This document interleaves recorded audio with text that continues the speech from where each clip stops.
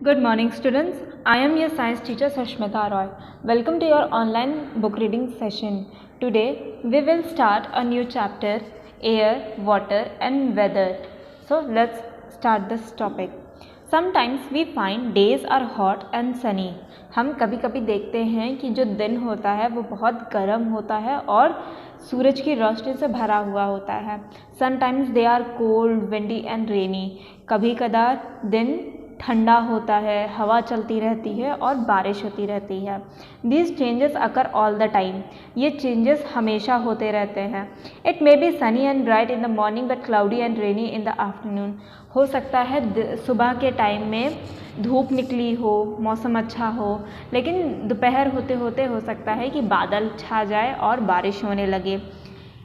It may be hot and dry one day and rainy the next day. हो सकता है एक दिन बारिश ना हो और सूखा मौसम रहे, लेकिन हो सकता है कि अगले ही दिन बारिश होने लगे. All these changes in nature make up the weather. Nature में होने वाले यही चेंजेस वेदर कहलाते हैं. By weather we mean the condition of the atmosphere over a short period of time. Weather से हमारा मतलब है कि किसी एक जगह के बहुत कम टाइम में होने वाले एटमॉस्फेरिक चेंजेस. ठीक है. Weather depends upon the sun, wind, clouds and the rain. Weather हमारा सन पर, विंड पर, क्लाउड पर और रेन्स पर डिपेंड करता है कि कैसा वेदर होगा एक जगह का. The term weather describes the state of the air at a particular place and time, whether it is warm and cold, humid or dry and how cloudy and windy it is. जो term weather है वो ये बताता है कि किसी एक particular place पर एयर का स्टेट क्या है. वहाँ पर वार्म एयर है या कोल्ड है या ह्यूमिड है या ड्राई है या क्लाउडी वेदर है या विंडी है. ठीक है. The sun causes changes in weather. Sun की वजह से हमारे वेदर में चेंजेस आते हैं. We know that we have day and night because the earth rotates. हमें पता है कि हमारे अर्थ पर जो डे और नाइट होता है वो अर्थ के रोटेशन की वजह से होता है. It spins on its axis and it takes a whole day to make a complete turn. जो अर्थ है हमारा अपने एक्सिस पर गोल घूमता है और 24 घंटे में एक चक्कर पूरा करता है. At any time half of the earth faces the sun. किसी भी टाइम पर अर्थ का आधा हिस्सा सूरज को फेस करता है. This part has day. और उस पार्ट में दिन होता है. The other half of the earth faces away from the sun. और जो आधा हिस्सा अर्थ का है वो सन से दूर रहता है. It receives no light. वहाँ पर सन की लाइट नहीं पहुँच पाती है. It is dark and has night. इसीलिए ये पार्ट डार्क होता है और यहाँ पर नाइट होती है. At the earth moves around the sun the axis remains tilted in the same direction. जैसे जैसे अर्थ घूमता है सन के चारों ओर, लेकिन उसका जो टिल्ट है वो अपनी जगह पे उसी डायरेक्शन में रहता है. Since the earth axis is tilted the sun's rays do not fall directly overhead on all parts of the earth facing it. क्योंकि अर्थ का जो एक्सिस है वो थोड़ा सा झुका हुआ है, इसीलिए जो सूरज की किरणें हैं वो डायरेक्टली अर्थ के हर एक पार्ट पर नहीं पहुंचती हैं. At certain time of the year where the sun rays fall directly it is summer in that area. एक सर्टेन टाइम पर यानी एक निश्चित टाइम पर जब सन की किरणें डायरेक्टली अर्थ पर पड़ती हैं तो उस एरिया में क्या होता है, समर होता है. The area which is away from the sun receives slanting sun rays it is winter in that area. और जिस एरिया में स्लैंटिंग रेज यानी टेढ़ी रेज पड़ती हैं वहाँ पर अर्थ उतना गर्म नहीं हो पाता सूरज की किरणों से, इसलिए उस एरिया में विंटर होता है. Thus, different seasons are caused by the revolution of the earth around the sun. इसीलिए जो अलग अलग seasons होते हैं वो revolution of earth की वजह से होते हैं. During summer the sun's rays fall directly overhead. Summer के टाइम पर जो सूरज की किरणें हैं वो डायरेक्टली अर्थ पर पड़ती हैं. In other words, the sun rays are perpendicular to the earth. दूसरे शब्दों में हम कह सकते हैं कि जो सूरज की किरणें होती हैं वो अर्थ के परपेंडिकुलर होती हैं यानी बराबर पे होती हैं. Direct sun's rays cause intense heat and light. और डायरेक्ट सूरज की किरणों की वजह से जो अर्थ है वो ज़्यादा गर्म होता है और ज़्यादा लाइट मिलती है उस एरिया में। So summer days are hot, इसीलिए समर में डेज क्या होते हैं, गर्म होते हैं।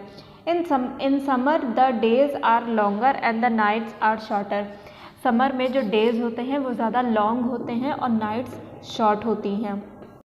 During winter the sun's rays fall slanting because of the distance, winter के टाइम पर सूरज की किरणें स्लांटिंगली पड़ती हैं, यानी थोड़ी टेढ़ी होकर पड़ती हैं और ज़्यादा दूर से पड़ती हैं। In other words the sun rays are not perpendicular to the earth, दूसरे शब्दों में हम कह सकते हैं कि सूरज की किरणें अर्थ के परपेंडिकुलर नहीं होती हैं। Slanting rays do not cause much heat and light, और जो स्लांटिंग रेज होती हैं वो अर्थ को ज़्यादा हीट नहीं प्रोवाइड कर पाती और जिसकी वजह से अर्थ ज़्यादा गर्म नहीं होता। So winter days are cool and there is less heat, इसीलिए विंटर में डेज क्या होते हैं, ज़्यादा ठंडे होते हैं और हीट कम होता है। In winter the days are shorter and night time is longer, winter में जो दिन होता है वो छोटे होते हैं और रातें लंबी होती हैं। The sun causes wind to blow, मतलब सन की वजह से ही हवा चलती है। As the sun warms the earth surface the atmosphere warms too, sun की रेज की वजह से अर्थ का सरफेस गर्म होता है, इसकी वजह से जो अर्थ के चारों ओर एयर की लेयर है जिसे हम एटमॉस्फेयर कहते हैं वो भी गर्म होता है।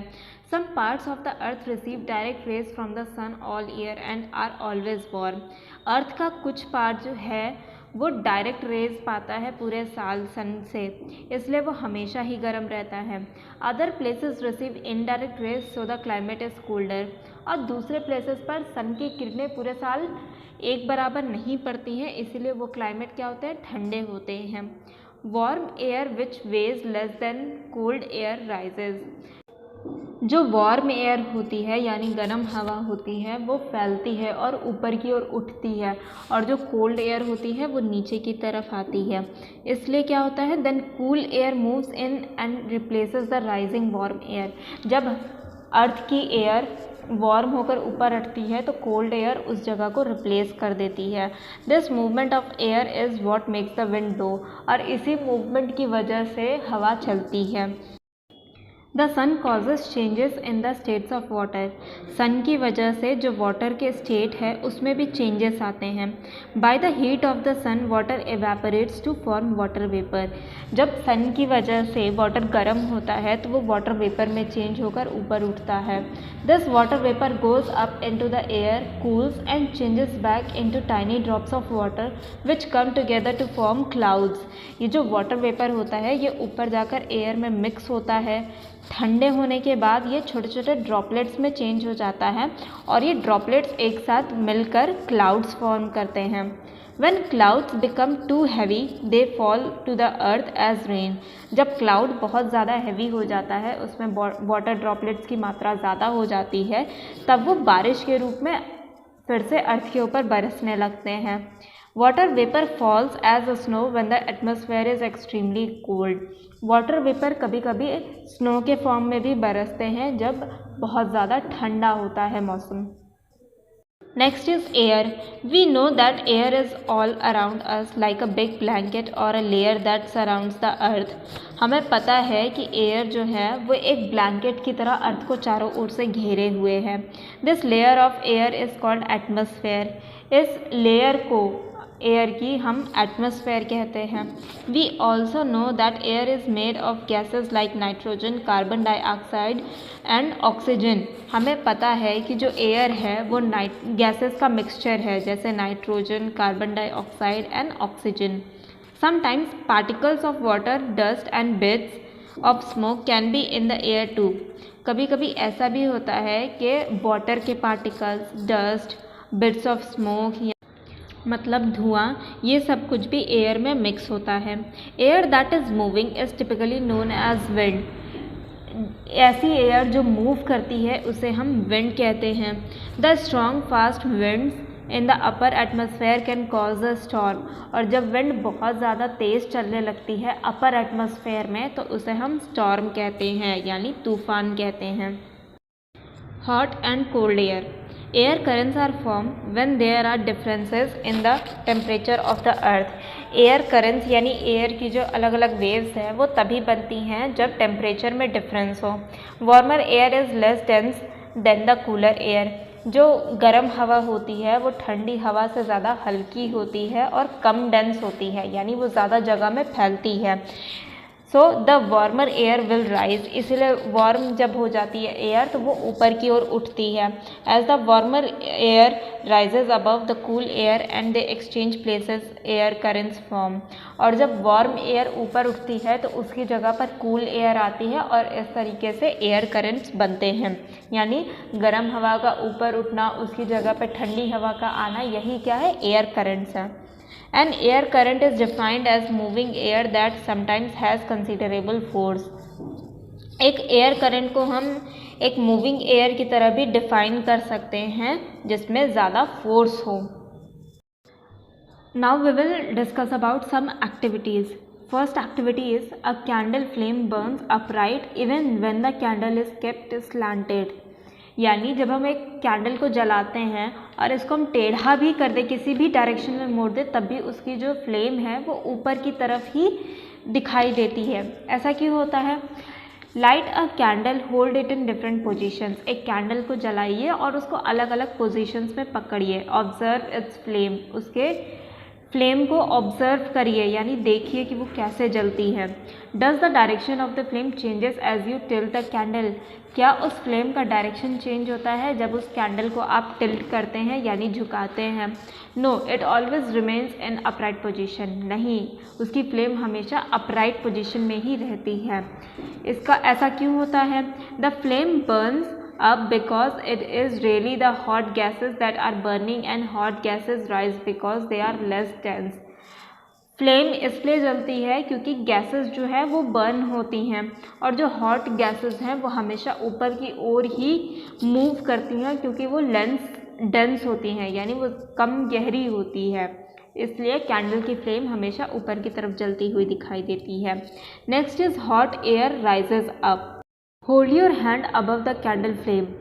एक कैंडल को जलाइए और उसके आसपास अपने हाथों को लगाइए। Do not hold it too close or it will get burned.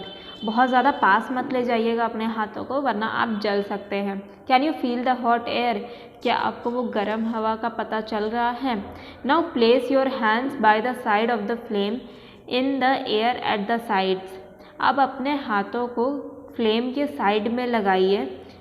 You will find that the air by the sides of the flame is not as hot as the air above। आपको ये महसूस होगा कि candle के ऊपर, flame के ऊपर जितनी हवा गर्म थी, फ्लेम के साइड में हवा उतनी गर्म नहीं है। This proves that hot air rises up. इससे ये प्रूफ होता है कि जो हॉट एयर होती है वो ऊपर की ओर उठती है। Next is sea breeze and land breeze. We know that the heat from the sun warms the earth. हमें पता है कि जो हीट सन से मिलती है अर्थ को, उसकी वजह से अर्थ गर्म होता है। Does the sun heat land and water equally. क्या सूरज की किरणें पानी को और लैंड को यानी ज़मीन को एक जैसा, एक बराबर गर्म करती हैं? Let us find out. आइए जानते हैं। Take 2 containers, a thermometer, some soil and water. 2 container लीजिए, एक थर्मोमीटर लीजिए और एक में कुछ मिट्टी और वाटर लीजिए।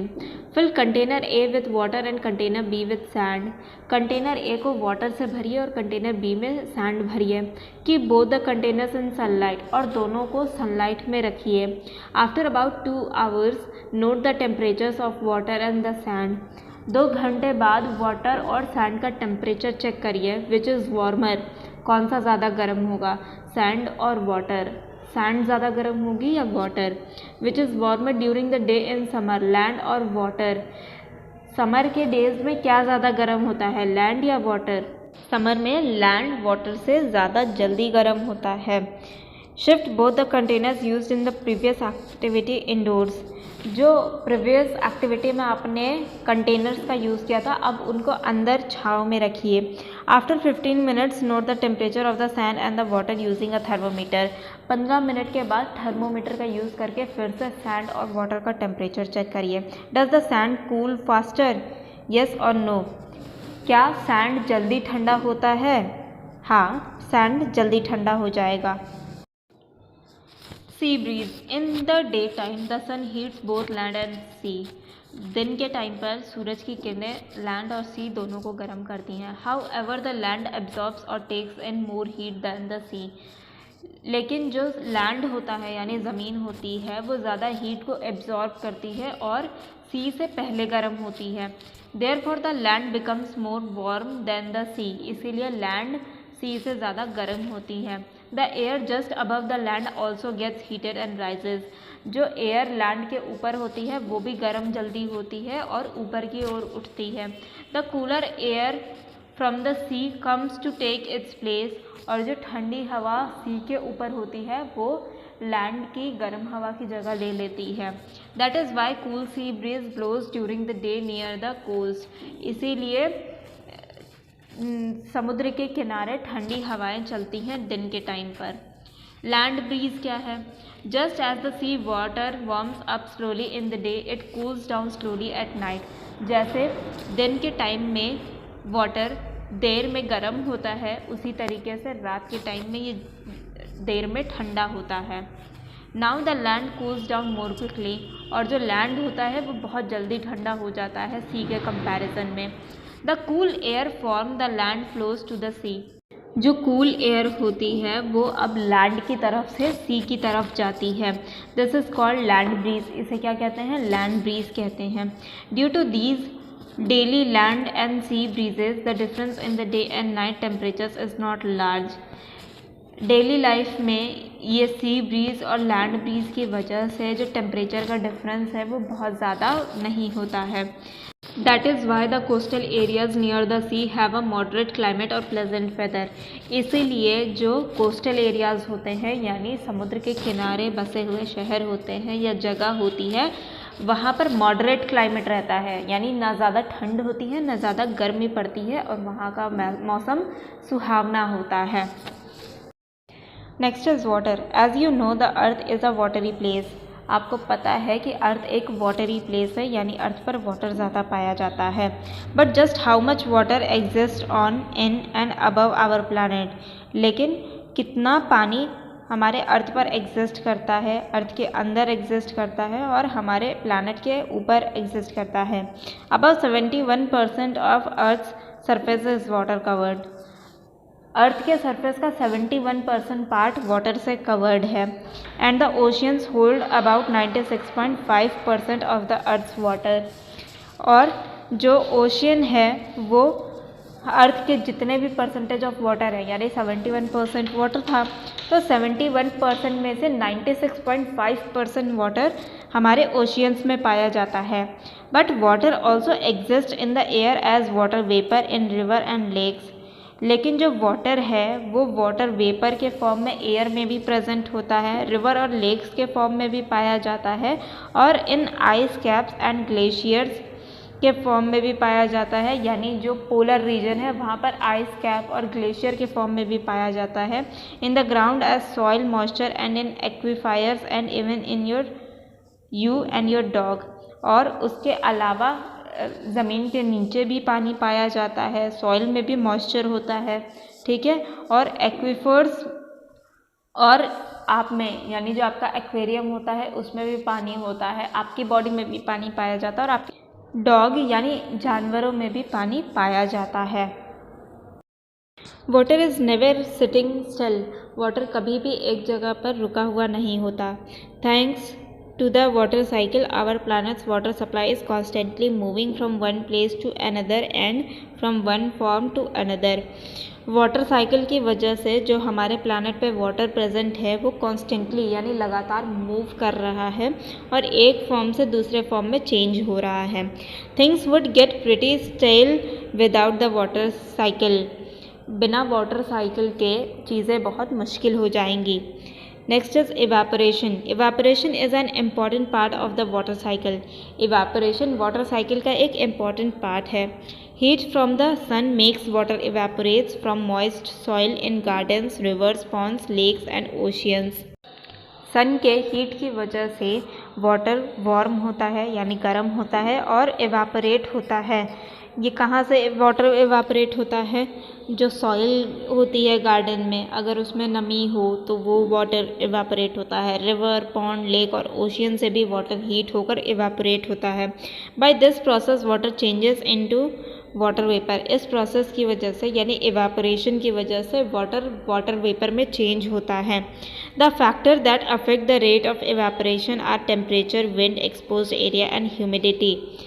कितना पानी इवेपोरेट होगा गर्म होकर, ये किस बात पर डिपेंड करता है कि टेम्परेचर कितना है, वहाँ हवा चल रही है या नहीं चल रही है, और कितना एरिया एक्सपोज्ड है यानी कितने पानी पर कंटिन्यू धूप पड़ रही है, और वहाँ पर ह्यूमिडिटी कितनी है यानी एयर में कितनी नमी है।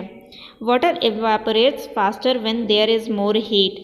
वाटर जल्दी इवेपोरेट होता है अगर टेम्परेचर जो है वो ज़्यादा हो तो।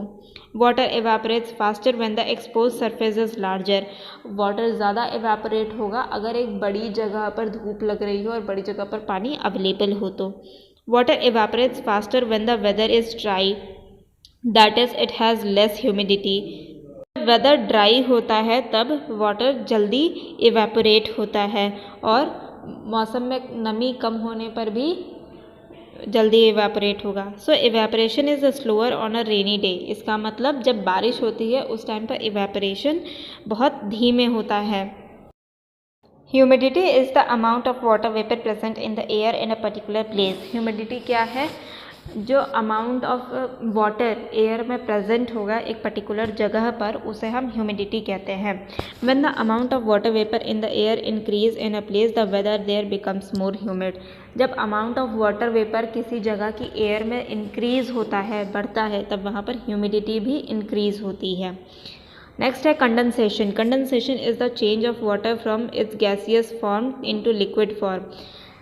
कंडेंसेशन क्या है? जब गैसियस फॉर्म से वाटर लिक्विड फॉर्म में चेंज होता है तो उसे हम कंडेंसेशन कहते हैं।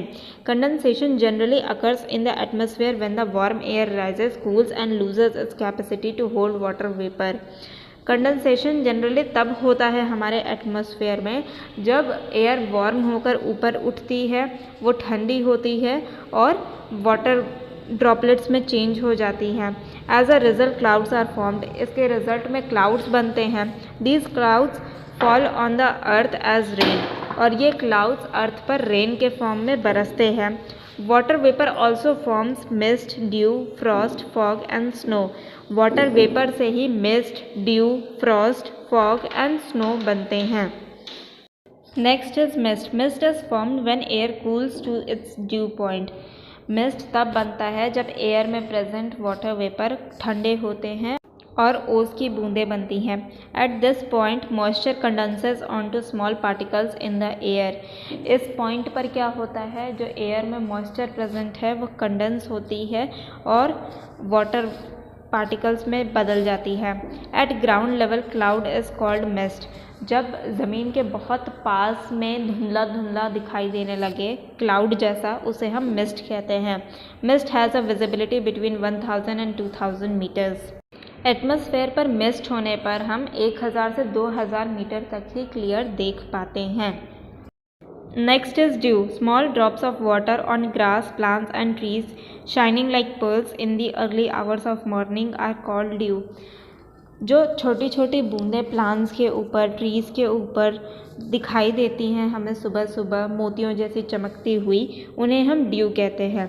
Dew drops are form due to condensation of water vapour. Dew drops water के कंडेंसेशन से बनती हैं। ड्यू को हम हिंदी में ओस कहते हैं। Frost. When the temperature falls below freezing point, the moisture in the air freezes into ice crystals and they settle on grass and plants. It is called frost. जब टेम्परेचर फ्रीजिंग पॉइंट यानी 0 degree से भी नीचे चला जाता है तब air में प्रेजेंट मॉइस्चर आइस क्रिस्टल्स में कन्वर्ट हो जाते हैं यानी बर्फ़ में कन्वर्ट हो जाते हैं और ग्रास और प्लांट्स के ऊपर जम जाते हैं। इसे ही हम फ्रॉस्ट कहते हैं। Frost can damage crops to a great extent. Frost की वजह से जो खेती है वो ख़राब हो सकती है, पौधे मर सकते हैं। Next is fog. When very small drops of water gather together to form a thick cloud close to the land और water body, it is called fog. जब बहुत कम मात्रा में ड्रॉप्स ऑफ वाटर एक साथ इकट्ठा होकर ज़मीन के बहुत पास ही क्लाउड जैसा फॉर्म कर लेते हैं तो उसे हम फॉग कहते हैं। Fog reduces visibility. फॉग की वजह से हमें बहुत दूर तक दिखाई नहीं देता है। Next is the snowfall. When water vapor goes high up in the air, cools suddenly, it forms small particles of ice called snow. जब वाटर वेपर बहुत हाई पहुंच जाते हैं एयर में और अचानक से ठंडे हो जाते हैं तो वो स्नो के फॉर्म में नीचे गिरने लगते हैं। This snow which looks like fluffy bites of cotton comes down to the earth and we have snowfall. ये स्नो दिखने में कॉटन के फ्लफ़ी बॉल्स की तरह दिखते हैं और इसे हम स्नोफॉल कहते हैं। Next is rain. When water vapour goes high up in the air it cools and forms clouds. Clouds are actually very tiny drops of water. जब वाटर वेपर एयर में बहुत ऊपर जाते हैं तो वो ठंडे होकर एक साथ क्लाउड फॉर्म करते हैं। क्लाउड क्या होता है? वाटर के टाइनी ड्रॉपलेट्स होते हैं। When more and more water vapour condenses and tiny drops of water in the clouds become bigger and bigger. और जब एक के बाद एक वाटर वेपर कंडेंस होता रहता है, टाइनी ड्रॉपलेट्स में कन्वर्ट होता रहता है और क्लाउड में इकट्ठा होता रहता है और क्लाउड बड़ा होता जाता है। At last the big drops of water fall down in the form of rain. और लास्ट में वो क्लाउड फिर क्या होता है? ब्रेन के फॉर्म में बरस जाता है। Impurities in water. Not all water in safe to drink and for other household activities. हर तरीके का पानी पीने के लिए और घर के बाकी कामों के लिए सही नहीं होता। It may contain insoluble impurities which can be seen. इनमें हो सकता है कि ना घुलने वाली गंदगी मिली हुई हो जिसे हम देख सकते हैं। Soluble impurities which can not be seen. और हो सकता है ऐसी गंदगी भी घुली हुई हो जिसे हम देख नहीं सकते हैं। डिजीज़ कॉजिंग जर्म्स भी हो सकता है इनमें मिक्स हो। This water to be used for drinking and cooking needs purification. जिस पानी को हम पीते हैं या खाना बनाने के लिए यूज़ करते हैं उसे प्योरीफाई करना ज़रूरी होता है। We can do it in the following ways. हम ये नीचे दिए गए तरीकों से कर सकते हैं। प्योरीफिकेशन ऑफ वाटर 3 टाइप से होता है: सेडिमेंटेशन, डिकेंटेशन एंड फिल्टरेशन। आइए इनके बारे में डिटेल में जानते हैं। The water with insoluble impurities is allowed to stand for some time. ऐसे पानी में जिसमें इनसॉल्युबल इम्प्योरिटीज़ घुली हो उसे कुछ टाइम के लिए बिना डिस्टर्ब किए छोड़ देना चाहिए। The impurities that are heavier than water will settle down at the bottom of the water leaving it clear. जो इम्प्योरिटीज़ पानी से ज़्यादा भारी हैं वो पानी के नीचे तल में बैठ जाएंगी और ऊपर का पानी क्या होगा? क्लियर हो जाएगा। This is known as sedimentation. इस प्रोसेस को हम सेडिमेंटेशन कहते हैं।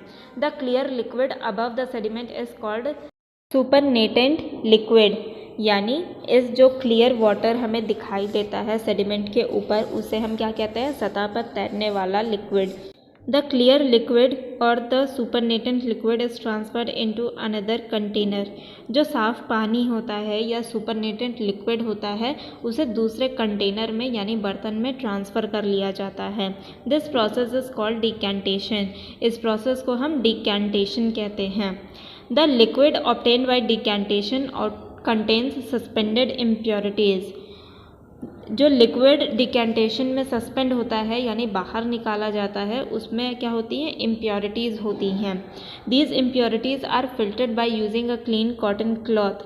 इन इम्प्योरिटीज़ को एक साफ कॉटन के क्लॉथ से फिल्टर करके दूर किया जा सकता है। As there are tiny pores in the cloth, the clear water passes through the pores and the suspended impurities like sand remain on the cloth। क्योंकि कॉटन के क्लॉथ में छोटे छोटे छेद होते हैं इसलिए उसमें से जो पानी है साफ वो नीचे कंटेनर में इकट्ठा हो जाएगा और सैंड जैसे पार्टिकल्स क्लॉथ में अटक जाएंगे। This process is called filtration. इस प्रोसेस को हम फिल्टरेशन कहते हैं। In school laboratory, filter paper is used to remove insoluble impurities from liquids as shown in the figures। जो स्कूल में लेबोरेटरी होती है उसमें हम फिल्टर पेपर का यूज़ करते हैं लिक्विड में से इम्प्योरिटीज़ को दूर करने के लिए। The liquid drains through pores of the filter paper. जो लिक्विड होता है वो फिल्टर पेपर के पोर्स में से बाहर निकल जाता है। The clear liquid that is collected in the beaker is known as filtrate. जो क्लियर लिक्विड फिल्टर होकर एक बीकर में कलेक्ट होता है उसे हम फिल्टरेट कहते हैं। The dust particles which remain on the filter paper are called residue, और जो डस्ट पार्टिकल्स फिल्टर पेपर में बच जाते हैं उन्हें हम रेसिड्यू कहते हैं। Similarly water on the surface of the earth gets filtered when it passes through different layers of soil to become underground water। इसी तरीके से जो वाटर सरफेस पे पाया जाता है अर्थ के, वो फिल्टर हो जाता है जब वो अंडरग्राउंड वाटर बनने के लिए सॉइल की कई लेयर्स से गुजरता है। That is why water drawn from wells and through hand pumps is considered almost fit for use। इसीलिए जो पानी कुएं से निकाला जाता है या हैंडपम्प के थ्रू निकाला जाता है उसे ऑलमोस्ट फिट माना जाता है यूज़ करने के लिए। Disease producing germs present in water are too fine to be separated by the method of sedimentation, decantation and filtration. जो डिजीज़ पैदा करने वाले जर्म्स पानी में प्रेजेंट होते हैं वो इतने छोटे होते हैं कि हम उन्हें सेडिमेंटेशन, डिकेंटेशन और फिल्टरेशन के प्रोसेस से नहीं हटा सकते हैं। Therefore, it is necessary to purify the water to make it safe for drinking। इसीलिए पानी को प्योरीफाई करना ज़रूरी है ताकि हम उसे सेफ बना सके पीने के लिए। The only reliable method for making water free from germ is to kill the germs in the water by boiling। एकमात्र भरोसे करने वाला मेथड जिससे कि पानी जर्म्स फ्री हो सकता है वो है पानी को बॉईल करना, जिससे कि उसमें प्रेजेंट जर्म्स मर जाए। Boiling water for 10 minutes kill all the germs present in it. पानी को 10 मिनट उबालने से उसमें प्रेजेंट सभी जर्म्स मर जाते हैं। Chemicals like chlorine are used to kill germs at the water works of a city. शहर में जो पानी भेजा जाता है एक जगह से, उसे साफ़ करने के लिए हम क्लोरीन नाम के केमिकल का यूज़ करते हैं। These days chlorine is also available in tablets for house hold purification of water. आजकल क्लोरीन टैबलेट के फॉर्म में भी आने लगी है जिसका यूज़ घरों में किया जाता है पानी को प्योरीफाई करने के लिए। The process of adding chlorine is called chlorination. पानी में क्लोरीन ऐड करके उसे प्योरीफाई करने का प्रोसेस क्लोरीनेशन कहलाता है। Potassium permanganate is used to purify well water. Potassium permanganate नाम के केमिकल का यूज़ कुएं के पानी को जर्म्स फ्री करने के लिए, प्योरीफाई करने के लिए किया जाता है। Water purifiers of different make our also available in the market. अलग अलग तरीके के वाटर प्योरीफायर्स भी मार्केट में पाए जाते हैं। We can use them for cleaning water. हम उनका यूज़ कर सकते हैं पानी को साफ़ करने के लिए। नेक्स्ट इज़ अंडरग्राउंड वाटर, यानी ज़मीन के नीचे पाया जाने वाला पानी। Water that falls as rain and the water we throw away goes down into the ground by seepage through the layers of the soil. जो पानी बरसता है या पानी हम फेंकते हैं वो क्या होता है, वो सॉइल की लेयर से फिल्टर होता हुआ ज़मीन के नीचे चला जाता है। It finally settles in bed rock, और ये फाइनली जाकर जो बेड रॉक लेयर होती है उसमें जमा हो जाता है। This storage of water is called the underground water. जो ये स्टोरेज होता है पानी का, इसे हम अंडरग्राउंड वाटर कहते हैं। We draw out this underground water from wells, handpumps and tubewells. ये अंडरग्राउंड वाटर हम कुएं खोद कर या हैंडपम्प लगाकर या ट्यूबवेल्स लगाकर निकाल सकते हैं। Places that experience very low rainfall such as deserts have less underground water. ऐसी जगह है जहाँ पर कम बारिश होती है, वहाँ पर जो अंडरग्राउंड वाटर होता है वो बहुत कम मात्रा में पाया जाता है। The level of underground water in an area is called the water table. जिस लेवल पर अंडरग्राउंड वाटर प्रेजेंट होता है किसी एरिया में उसे हम वाटर टेबल कहते हैं। The water table is dropped when more water is pumped. Water table गिरता है यानी नीचे जाता है जब बहुत ज़्यादा पानी ज़मीन से निकाला जाता है। Water is precious. वाटर बहुत ही कीमती है। We should use it very carefully. हमें इसका यूज़ बहुत ही केयरफुली करना चाहिए। We should save it. हमें पानी को बचाना चाहिए। We should not waste it. और हमें पानी को कभी भी वेस्ट नहीं करना चाहिए, क्योंकि जो यूज़ करने लायक पानी है अर्थ पर वो बहुत कम परसेंटेज में है। अगर वो ख़त्म हो गया तो फिर हमें पानी बहुत मुश्किल से मिलेगा। इसलिए हमें पानी को केयरफुली यूज़ करना चाहिए और वेस्ट नहीं करना चाहिए। That's it for today's class students. Thank you for watching.